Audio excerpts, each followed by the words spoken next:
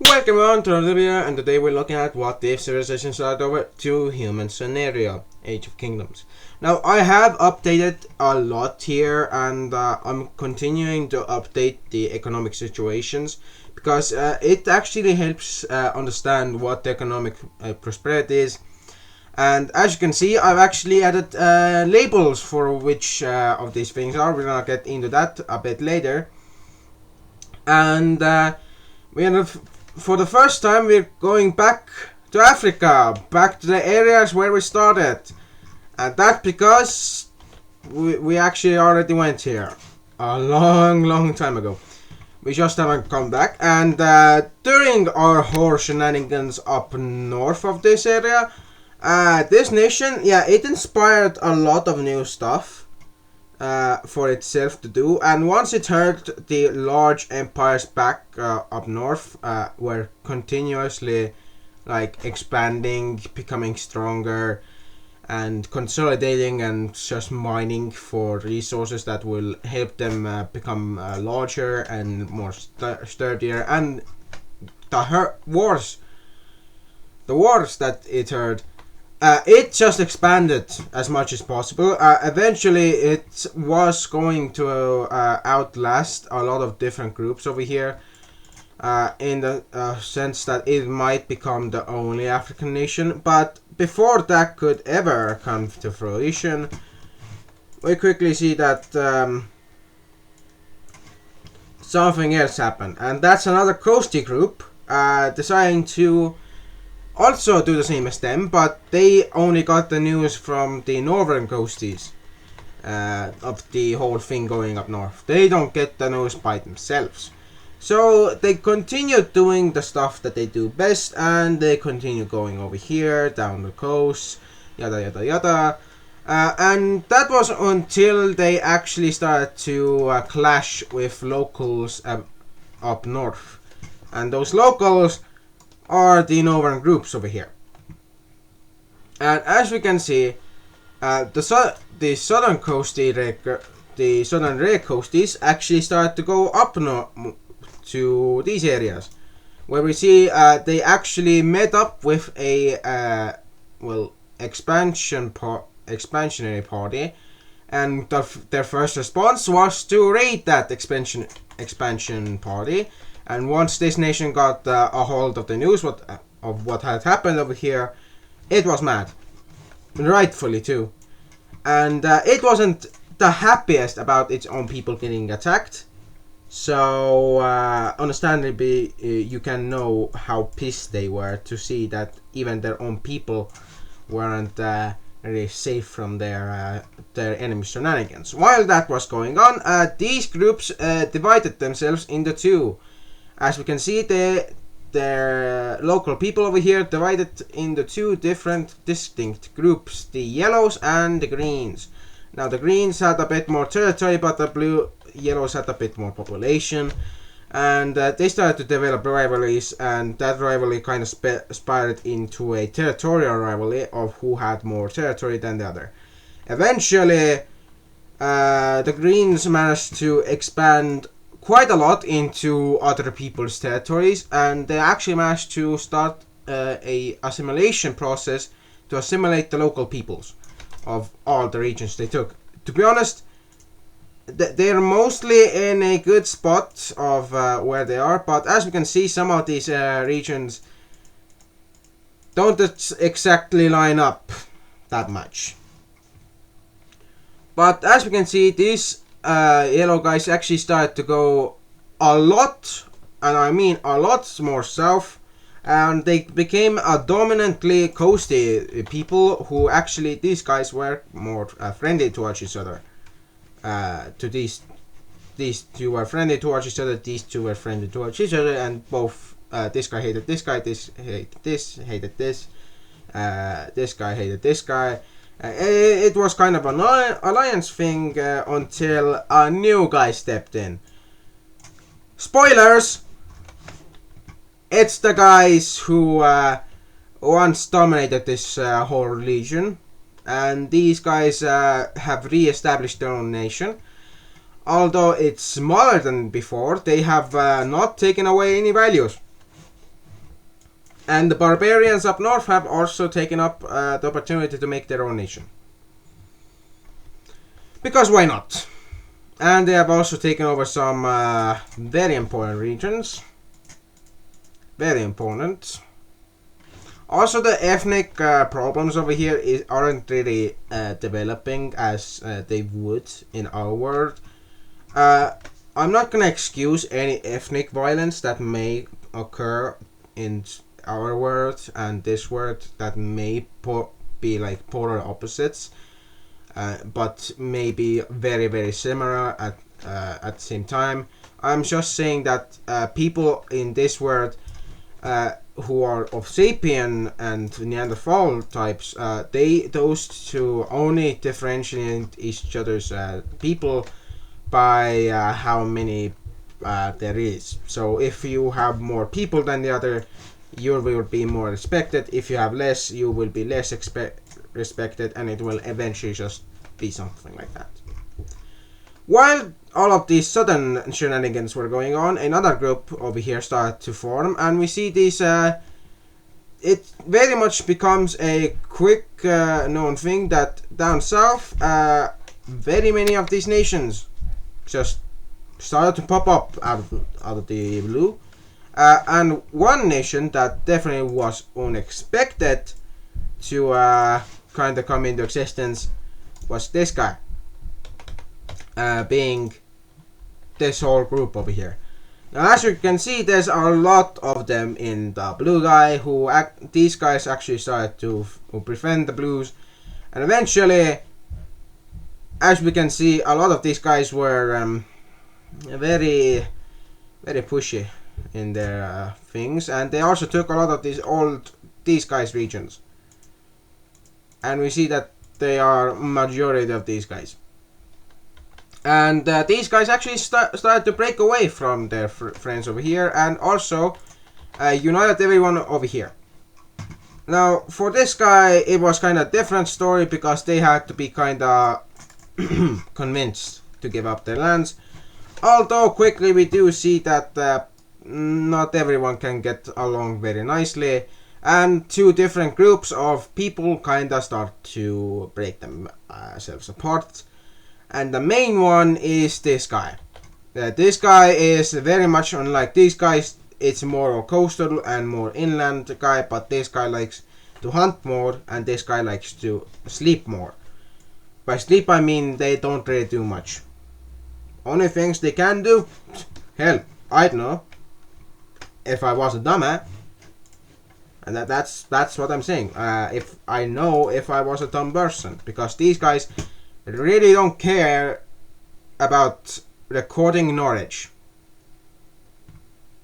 except for doing some like passing down knowledge. The stuff they don't really record their own knowledge. And we see that due to that, these guys will start to actually crumble from the inside, with a clear distinction between southern and northern groups also de-emerging, even though these two kind of tried to be very friendly to each other. It didn't last long.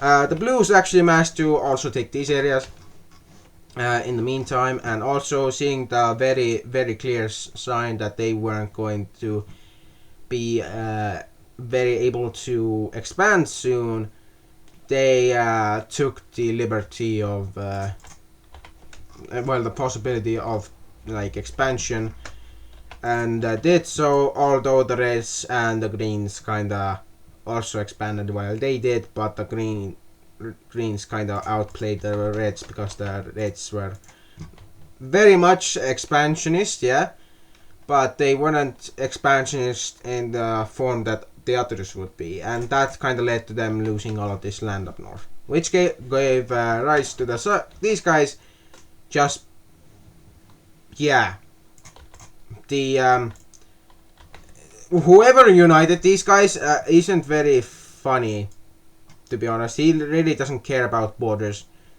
until he reached these regions over here, where he was like, yo, I'm gonna just stop around here, and this is what we're gonna have. And as soon as he got them left, he did not expect for something like many different regions to suddenly pop off the nation's western areas, and he had to come back to start to subjugate them, but by the time he did, this was the result. And as we can see, a lot of these nations broke away from this guy, but they are kind of the same people, except for like this area where there's kind of a difference. But while that was going on, the ruler was like, yo, if they very much want to escape from our rule, why not just take more people under our rule and just be like how we are? And we quickly see that a lot of these groups started to fight amongst each other. Very bad idea, because up north, news of the southern things kinda reached these guys, and yeah, they quickly just took over these areas. Now, they weren't as bad as the others. The previous nation of theirs was, they are a much leaner people. They aren't that much of a bad people. I'm trying to not glaze them at this point. But they're trying to be better than they were before, because the ruins of their old nation kind of still are around them, and they don't really want to be a bad nation. They don't want to be a bad people. But on the other hand, it's sometimes hard to not try enough, and it's hard to not be enough. And as we can see, their efforts do work, as once this nation over here kind of develops, they think like, oh, they're gonna be like the last nation that these guys were. But no, these guys just stay out of the brown guys' business. Yes, they stay out of the brown nation's business. And we quickly see that even though these regions are very, very much different and very unaccepting of the purple guy down south, they will start to move up north, where we see that their new policies will start to work well. But the pinks are very, how do I say this, very anti-purple guy. Why? Because they kind of still have the trauma of the war, that they kind of want to take those guys down. Now, I know that was a long time ago. It has been hundreds of years, and all of this has been developing through, like, I think this whole thing, like, over here. Speaking of this area, the Maoris, yeah, they have fully unionized. They have finally done some stuff, and they have also taken over these regions, which, if I put on... Actually, let me just take that out, because those are different regions. I should put back the species difference layer. There we go. Oh, hell, it's not even that big of a difference.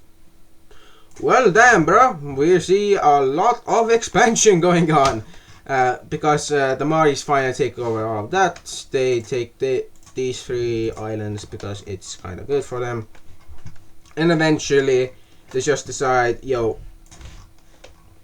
why not try and instigate some rebellions in Ruscovia?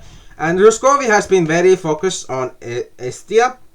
Not gonna talk about that, but while they were doing their focusing on Estia, they also sent a few raiding parties over here. They're going to currently occupy these regions, and they're not gonna justify why they're occupying them to the Latvians, which, let me just say, the Latvians are pissed. They are very pissed. They are not like all Latvians. They are, let's just say, more pissed than they should be. And once Ruscovia reaches these areas, they are like, yo, this region, yeah, my puppet now. And as you can see, they have done a lot of tomfoolery against these guys.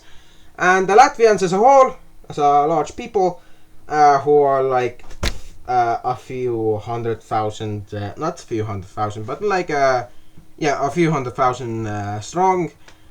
These guys still kind of hate these guys, and the Estians also hate them.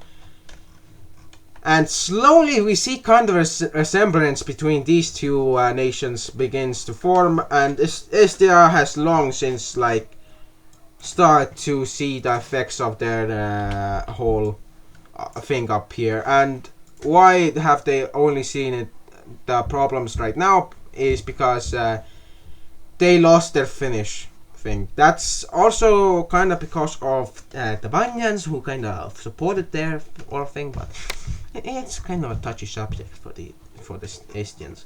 And we kind of also see that the Estians had to fight another war because parts of their nation up north decided to also break away, and eventually it just became a huge spiraling factor of you do this and we don't really care. And we see that these two Estonian nations very much don't care about the mainland. They just care about themselves and their own people. And this nation just kinda just eats them up. Well, this one it doesn't eat up because it kinda, seeing the writing of the war, if it did get eaten up, kinda joins these guys, which was a good idea. But Estians, yeah, they officially kinda start to aid the Latvians over here. They have sent a few raiding parties over here, and once the Roscovians kinda got wind of these being actually the Estian troops, they were like, yo, stop that or we're gonna invade you. And then the Estians were like, bet. Latvia, do your thing. And Latvia did its thing. And as we can see, Latvia was very, very unhappy, and they kind of just took back the entire south of this puppet over here and started to push into these areas. At this point, Ruskovia was like, yo, Estia, if you're not gonna give over these lands to us, we're gonna just attack you. And Estia was like, well, we're actually gonna give them to Latvia because we kind of want to. And they did.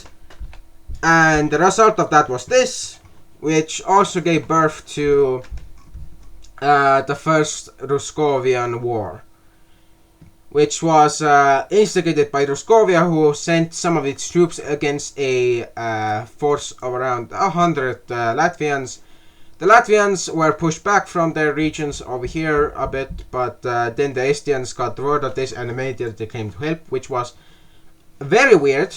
And it kind of started to build into a very weird relationship between the Estians, who at this point have been very much humbled in the north and very much have changed their ways. Before they were this aggressive, very hateful nation who hated the Vanyans, who hated the southern guys. But then the newer generations were like, so you hate them for no reason? No, they kind of attacked us. And the young people were like, no, our people attacked ourselves. We didn't attack them. And they didn't attack us. So why the fuck are we here? And the young people were like, you know what, let's just change this whole thing around. They started to help both the Vanyans, the Latvians, everyone over here. And they started to actually develop quite the friendship with the Vanyans and the Latvians, although not this nation, because this nation kind of had a lot of beef with them. But as we can see, the Latvians are pushing quite far, and with volunteer troops and other things from the other areas, we quickly see that these forces kind of start to push a lot into Roskovia. Now, Roskovia has a lot of problems towards its east, but they now have problems towards the west. And we see that those problems are a whole entire Carthaginian army from Carthagia who knows how to speak Estonian, kinda just being very angry that these guys even tried. And also a lot has happened to the army layer, because I haven't yet done enough. But yep. But as we can see, the Estian army moves forward over here. The Vanyans don't enter the conflict yet, but if they did, they would open a very large front, and with their multiple member states, they would possibly become very strong if they united them all. We quickly see that in the battle for this village over here, the battle of Greater Barka, the Estians and the Latvians win the battle and also cut off the Roscovians, also sending the Roscovians running, which would kinda look like, if I were to be doing this whole thing right now, the Estonians would push over here, and the Latvians also did the same, although the Latvians take the village which the Estonians were hoping that they would do. The Latvians didn't do so because they didn't want to. And as we can see, eventually the Estonians kind of left a narrow corridor for these guys for the Latvians to pass, but the Latvians didn't pass it for some reason. And little did they know, the Latvians were very, they weren't attacking the Roscovians because they wanted to. It was because they had very much of a grudge against them. But they also had a similar grudge against the Estonians, who, yes, kind of started to help them a lot, give them food, give them water, give them a lot of stuff that they had. But these guys were like, yo, just take the lands that we have. We do not care. We want you to take these regions and just do what you want. Which Estia said, no, we're not gonna. That's your lands. That we don't wanna take your lands. We're done with that whole thing, taking other people's territories. And now we're gonna go for Roscovia because they are pieces of shit. And we quickly see that Roscovia sees itself for the first time against another army. And their first response was to provoke the Maris. They provoked them. And what was the answer? Entire Mari front line of hordes, so multiple hordes of around 10,000 each, just pushed into Roscovia at once. And we quickly see that Roscovia also had another problem, that being the Kievan alliance, the Great Kievan attack to liberate their brothers over here and take back these regions. And we quickly see that this Kievan attack, United Kievan attack, kind of just pushed the Roscovians almost to the edge, but what was the eventual push away for these guys was that the Vanyans kind of just united every single piece of land that was truly Vanyan, and quickly used all of that new territory that they just garnered and took. I think there's something that's very much bugging me, and I don't know what it is, but it's bugging me a lot. But we see once the Vanyans once the Vanyans had a direct border with the Roscovians, they kind of just pushed into these territories and took these over. Although all of these territories weren't taken over precisely. Can my mouse move forward at least, please? What the Thank you. Now we can see that the Nets, they have also just risen up against the Roscovians. We quickly see that through their rising up, the Roscovians just decide that they have been pummeled too much. It's time to give up. And the first thing that came to the mind of the Roscovians was to release whatever lands they kinda did have and that the Ukrainians wanted to be theirs. And this is what the Ukrainians wanted. This is what this Kievan nation wanted. And then the Kievan nation turned out to be somehow managed to kind of unite these two nations with itself. Zaporizhia and Pokrovsk, they kind of united some areas over here with themselves just for the love of the game.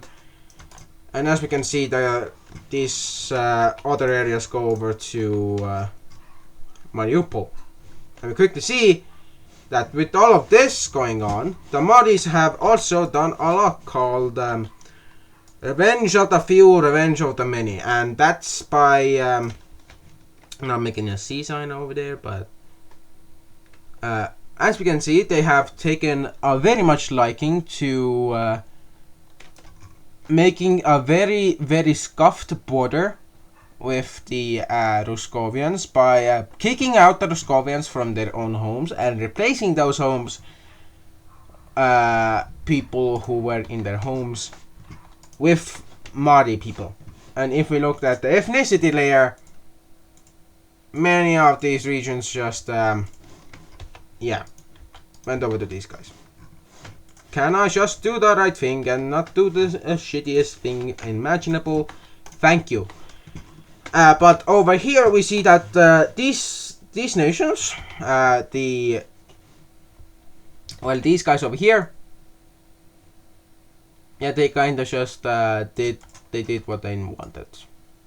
Now, what I mean by did what they wanted, that's because when I say that, I mean that there's two nations over here, and one of them has explicitly told Ruskovia to suck a piece of a male body that I shall not name because I don't want to name it, and I don't really want to say it because fear of people just reporting me to YouTube, which I don't want to. And we also see that over here, this guy releases another nation just for the love of the game, and this Ruskovia nation is not even Ruskovia by life. We also see that Vanya takes some lands, but only some regions down south of it. That's because they don't really want to take anything else. The Ingrians, for the first time, also moved their borders a bit more farther, and also make a deal with this nation to take a bit of this territories away from Ruskovia. Speaking of Ruskovia, they have been effed over by two large invasions already, and they are now no longer Ruskovia, they are Muscovia. Back to where they came from, I guess. And as we can see, Ruskovia has been very much pulled back from whatever they were before. The Belarusian lands, they are kinda just gonna be divided into two. Why? Because I said so. Because I said so.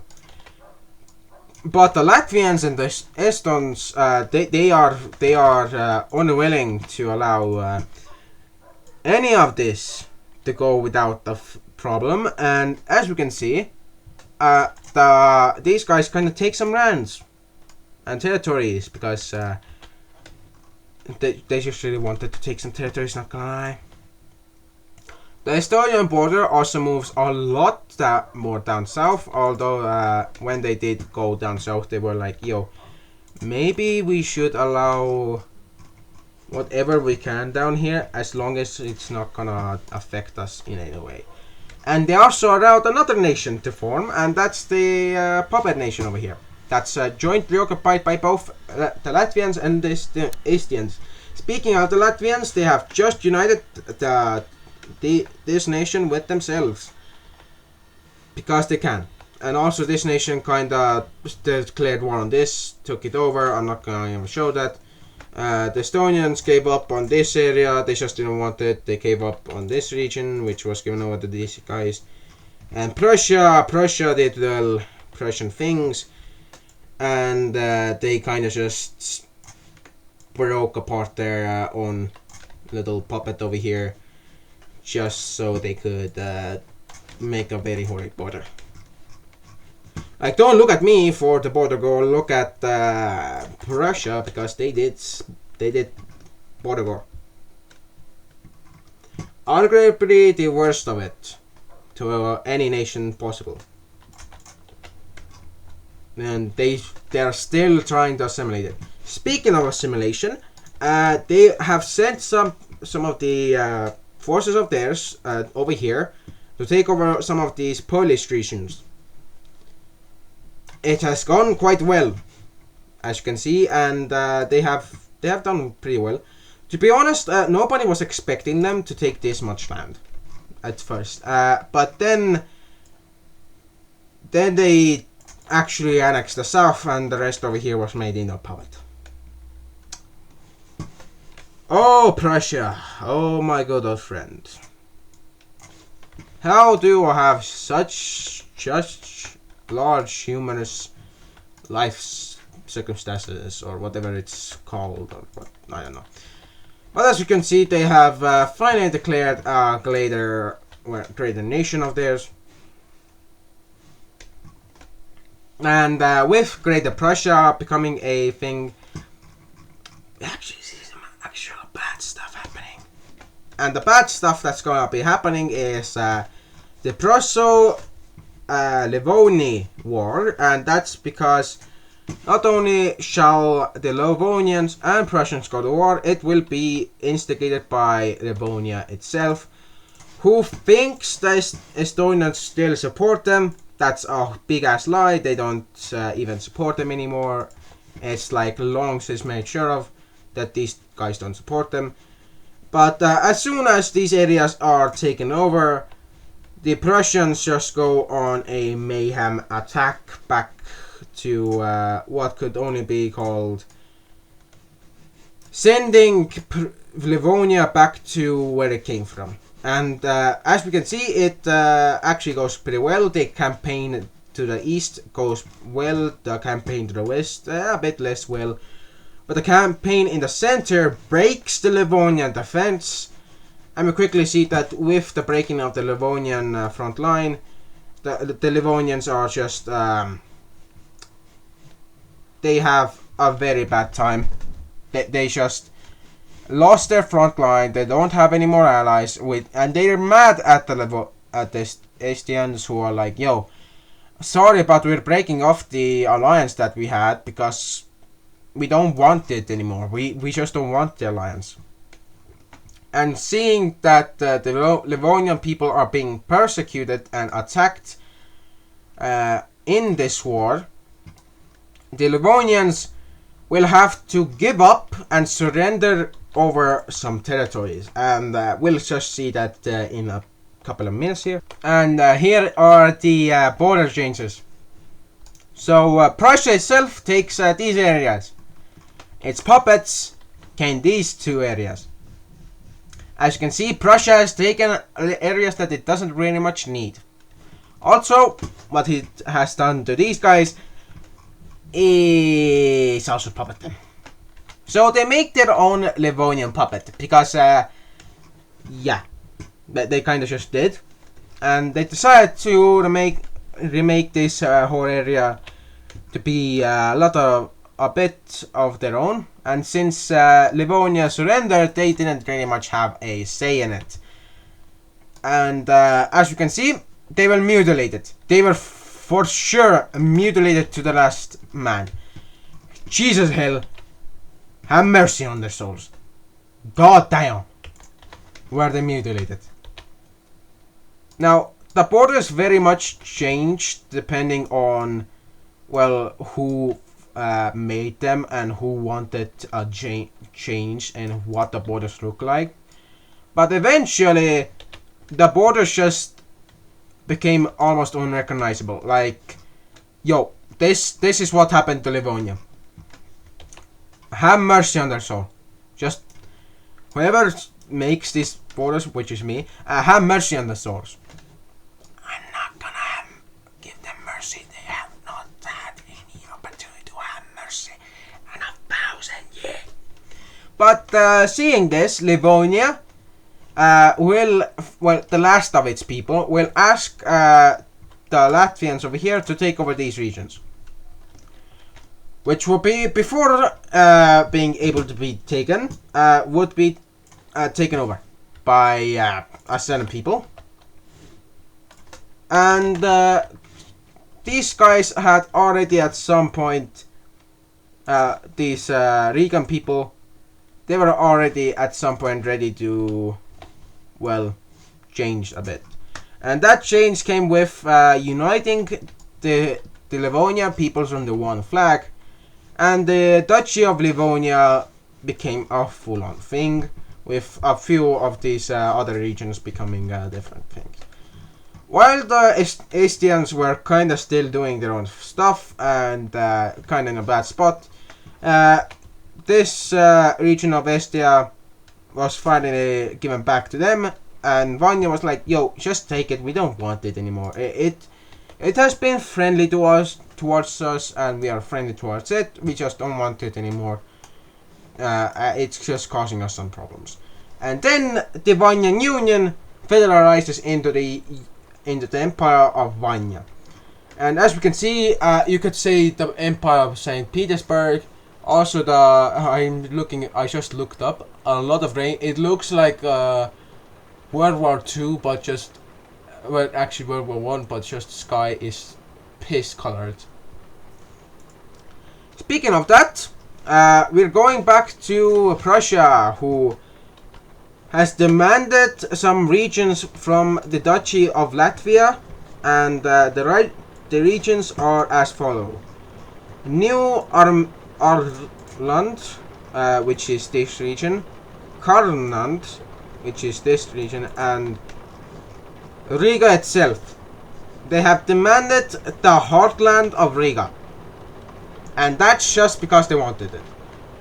And at this point, it was already like too much for the Regans. They were like, yo, if these guys say another word, we're gonna kill them. And then Livonia was like, yo, can I take these regions from you? Also, it's not a choice, you have to give them all to me, or I'm gonna declare war on you.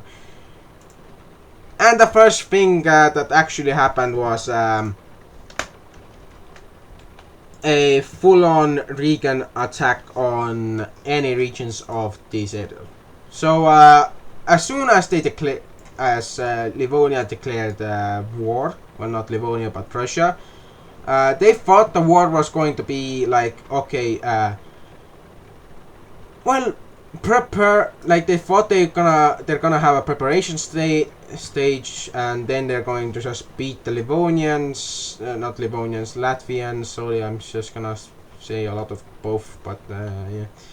But what truly happened was that once this war started, every Latvian man just either volunteered to go to war or was brought to war, and they didn't even fight against each other to like go to war. They already knew whoever was going to war was going to war.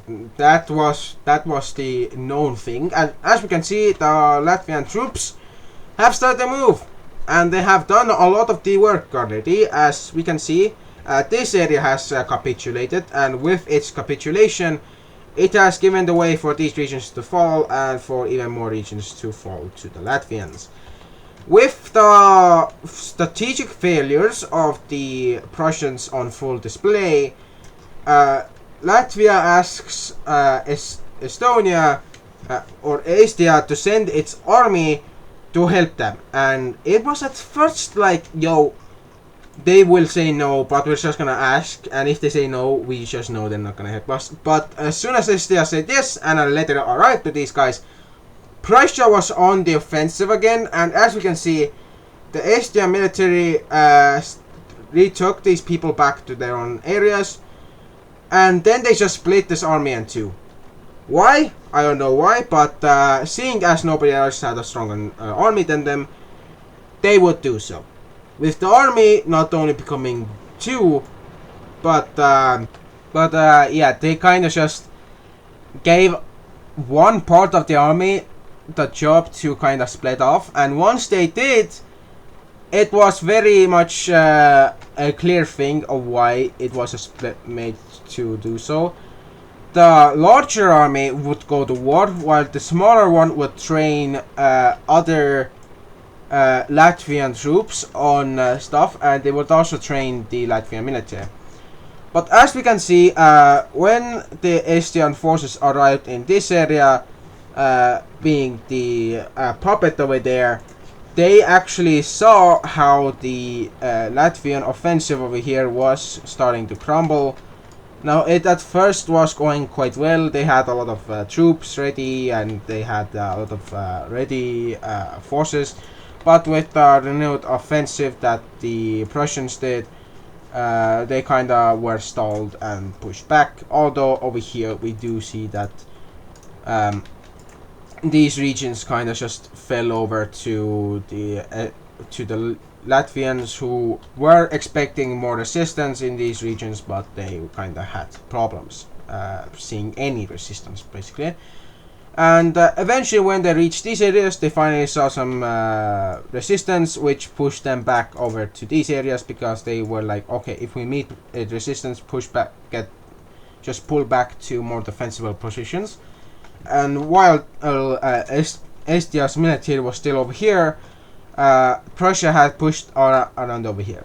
But once the Estian military arrived and the Estian flag was flying beside the Latvian flag, the Prussians were like very, like, they knew they were done. They knew they weren't going to survive. Surprisingly, they thought that the Estians were going to pursue them.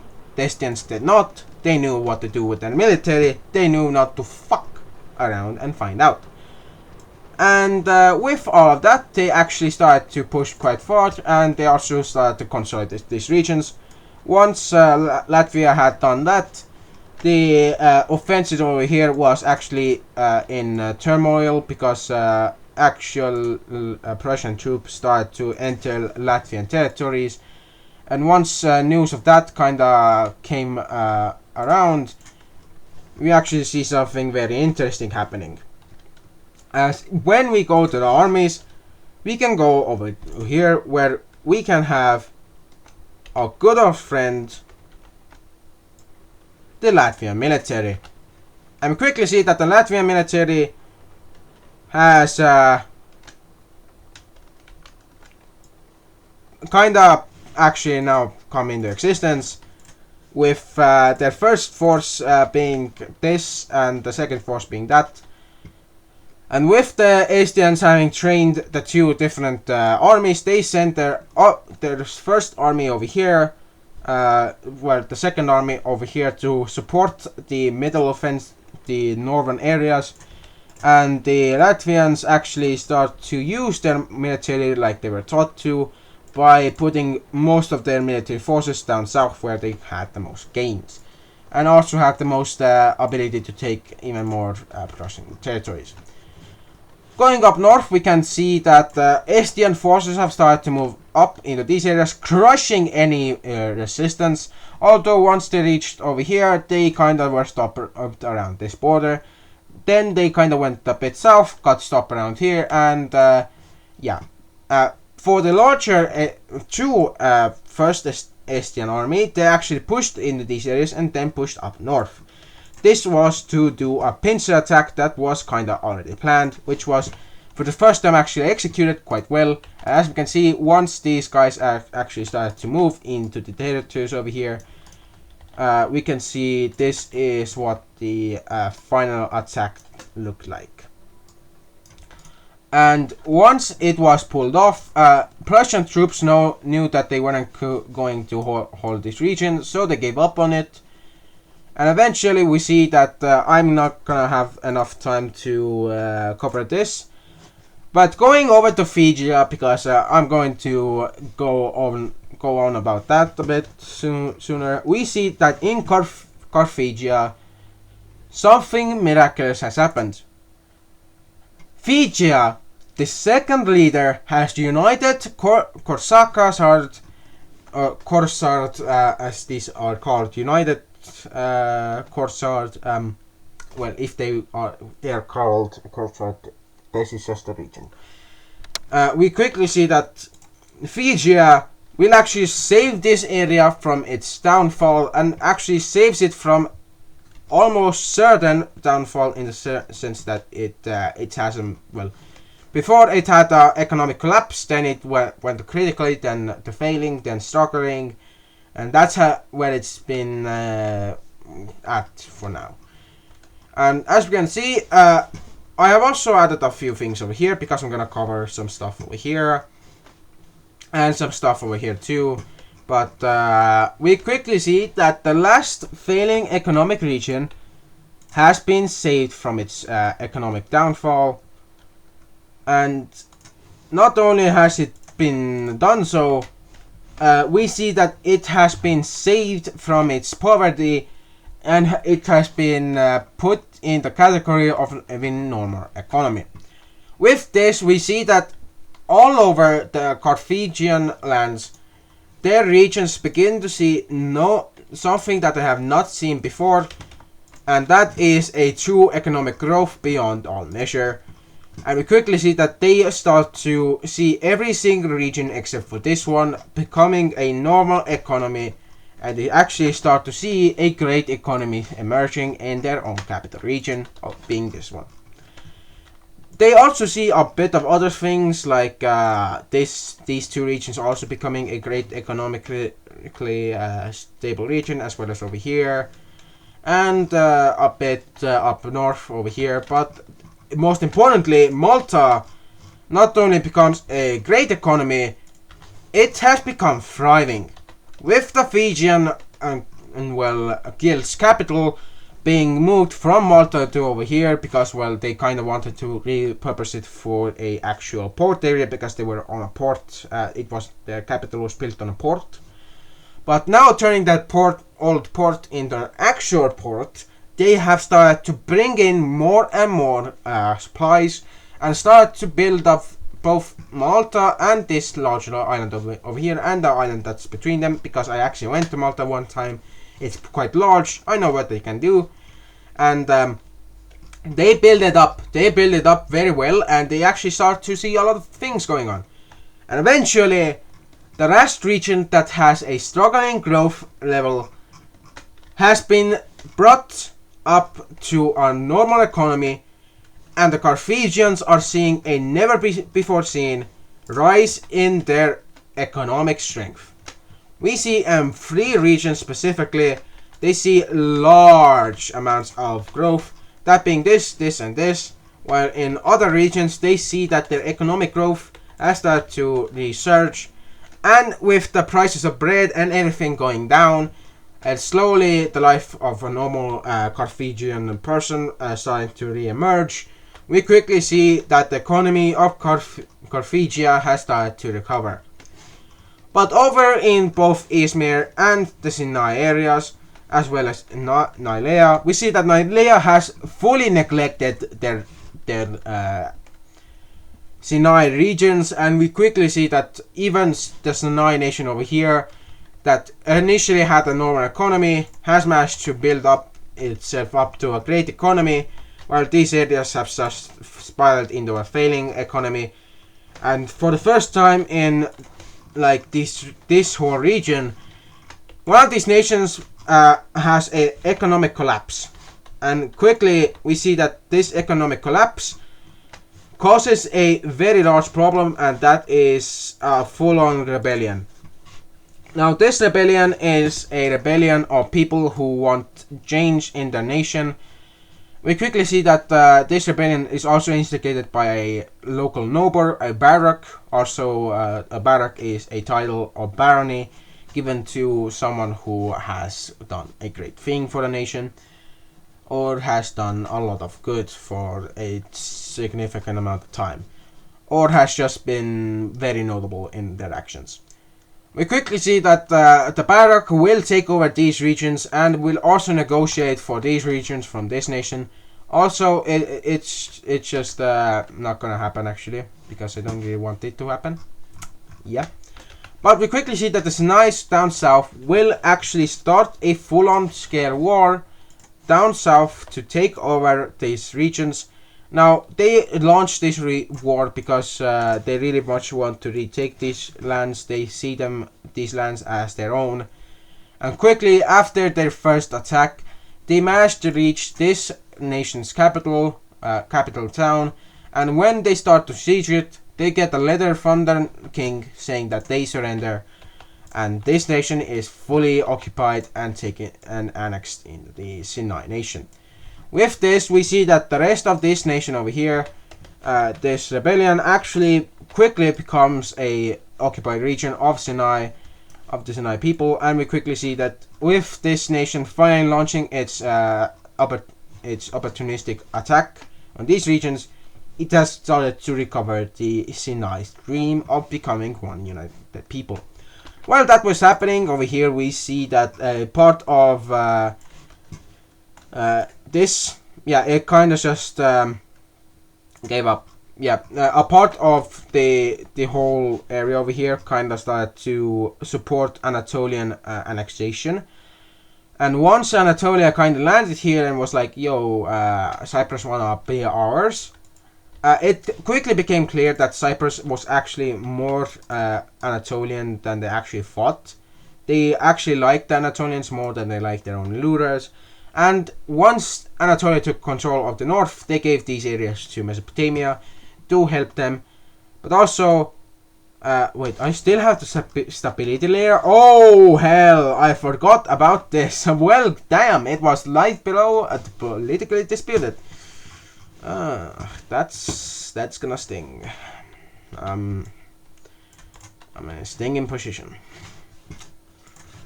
Life is life. But looking at the economic situations, this whole region, once it was taken over by who, they quickly recovered their struggling economy in the west and started to even see more economic growth in these regions. For Mesopotamia, they have started to do a lot, but for Izmir, no. Your regions have started to struggle. And especially over here, we see a lot of struggling happening. And what does struggle impede? Or impeach? It impeaches rebellion. And that's what happens. A Izmirian rebellion quickly starts to form. And we quickly see that many regions over here start to rebel. This was instigated by a local Tuka, which is a duke. And it is called a duke, but a Tuka is what the Izmirians call it. The Duka quickly renames his title the Duke of South East Izmir, and he quickly sees himself as the great uniter over here. But once the rebellion spreads to the areas over here, we quickly see Izmir kind of becomes very worried, because before they were like, yo, it's kind of scattered so we can fight it off quite well. But once they kind of lost the ability to defend in one region and had to see many regions actually start to rebel, they were in quite a surprise, because not only did one or two towns join the rebellion, it was actually 4 towns. With the 4th town being this one, which actually decided to join it very late. And with this whole Anatolian rebellion, we end this video on a note of war. And I'll see you guys next time. Thank you guys for watching. It has been a great video to make for you, and I'll see you guys next time. Peace.